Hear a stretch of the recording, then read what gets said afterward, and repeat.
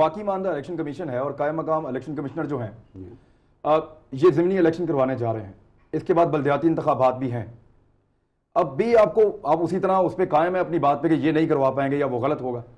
نہیں دیکھیے عمران خان، میں جو اس وقت قائم مقام چیف الیکشن کمشنر ہیں میں ان سے ذاتی طور پہ واقف نہیں ہوں. ان کی کریڈیبلٹی، ان کی آنیسٹی اور ان کی ریلائبلٹی میں اس سے بالکل واقف نہیں ہوں، سو میں کمنٹ نہیں کر سکتا. باقی 4 اراکین وہی ہیں جن کے اوپر میں 100 بار بات کر چکا ہوں.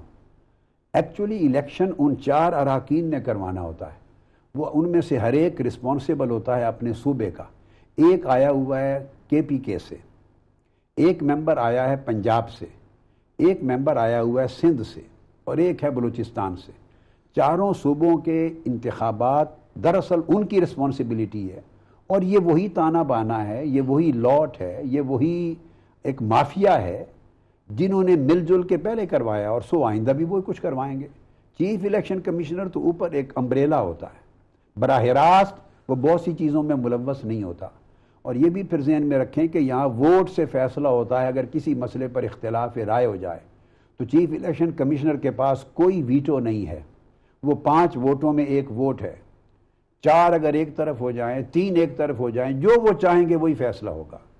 اس پورے نظام کے اندر ایک ان بلٹ اس کے مینوفیکچرنگ میں خرابی ہے، ان بلٹ خرابی ہے. اور یہ خرابی دراصل اس آئینی ترمیم میں ہے جس میں مکمکا کیا گیا تھا.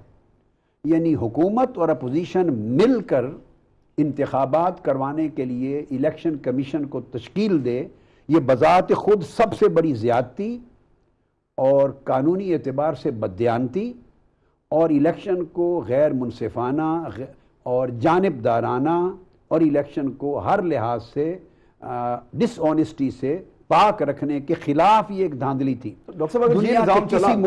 دنیا کے کسی ملک میں آئین کو اٹھا کے دیکھیے، اول تو الیکشن کمیشن ہوتے نہیں ہیں، انسٹیٹیوشن اتنے مضبوط ہوتے ہیں. آپ امریکہ میں دیکھیں الیکشن کمیشن نہیں ہے، برطانیہ میں نہیں ہے، کینیڈا میں نہیں ہے، فرانس میں نہیں ہے، جاپان تک چلے جائیں نہیں ہے، یورپ میں نہیں ہے. میں آپ کو گنواتا چلا جاؤں، بے شمار ممالک دنیا کے 98% ممالک میں کوئی الیکشن کمیشن نہیں ہوتے. آؤٹ گوئنگ گورنمنٹ اپنے سٹے کے دوران الیکشن کراتی ہے، مگر اس کی ہمت اور اختیار نہیں ہوتا کہ وہ الیکشن پروسیس میں مداخلت کرے. ریٹرننگ افسر کی تقرری میں ان کی مداخلت نہیں ہو سکتی. وہ پورا ایک صاف اور شفاف سسٹم ہے. ان ملکوں کے انسٹیٹیوشن اتنے مضبوط ہیں، ان کے اندر ایک ان بلٹ اکاؤنٹیبلٹی ہے، ایک اندر سے خود احتسابی کا نظام ہے. ان کے نظام کے اور ان کے اداروں کے اندر شفافیت ہے، ان کے اندر امانت اور دیانت ہے. کوئی شخص مداخلت نہیں کر سکتا چور دروازے سے. حکومت میں بیٹھ کر بھی الیکشن کو کرپٹ نہیں کر سکتا. وہ بے دھڑک کرواتے ہیں. اور چند ملکوں میں جہاں الیکشن کمیشن بنائے جاتے ہیں وہ اس طرح بنتے ہیں جس طرح سپریم کورٹ کے چیف جسٹس اور جسٹسز بنتے ہیں.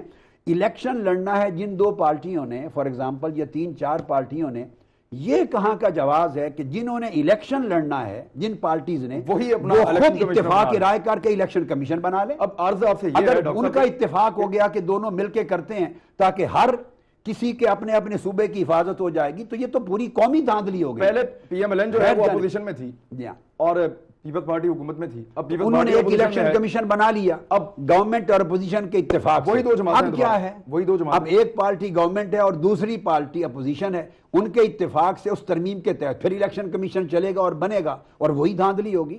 یہ بنیادی طور پہ یہ جو 18ویں ترمیم خود ایک دھاندلی ہے. قوم کو چونکہ آئین کا شعور نہیں ہے، بدقسمتی، اور سیاستدان جو ہیں وہ سیاسی جماعتوں کے ساتھ ان کے مفادات وابستہ ہیں. اس ملک میں جو سچی بات کرتا ہے اسے غیر ملکی ایجنڈے کا تانا دیا جاتا ہے. اس ملک لوگوں کے ضمیر مر گئے ہیں اور یہ آواز دینے والے لوگ اتنے کرپٹ ہیں کہ اس ملک میں سچ کو جھوٹ اور جھوٹ کو سچ کہنے کی عادت عام ہو گئی ہے. میں نے چونکہ اس بنیادی خرابی سے پردہ ہٹایا، اس مکمکا، اس دھاندلی، اس خیانت اور آئینی اعتبار سے اس غلط کام کو بے نقاب کیا، نتیجتاً وہ سارے لوگ مکمکا کرنے والے ایک جتھا بن گئے اور انہوں نے کہا یہ غیر ملکی ایجنڈا ہے، ان کے پاس کوئی غیر ملکی اسٹیبلشمنٹ ہے.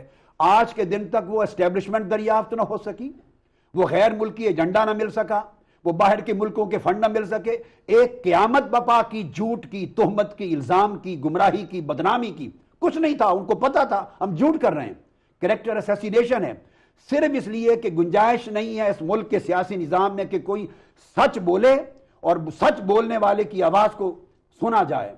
یہ اتنا مل کے چور خود چور کا شور مچا دیتے ہیں کہ جو سچا اور کھرا آدمی ہے اس کی ضمانت پر عوام الناس کو شک ہونے لگ جاتا ہے.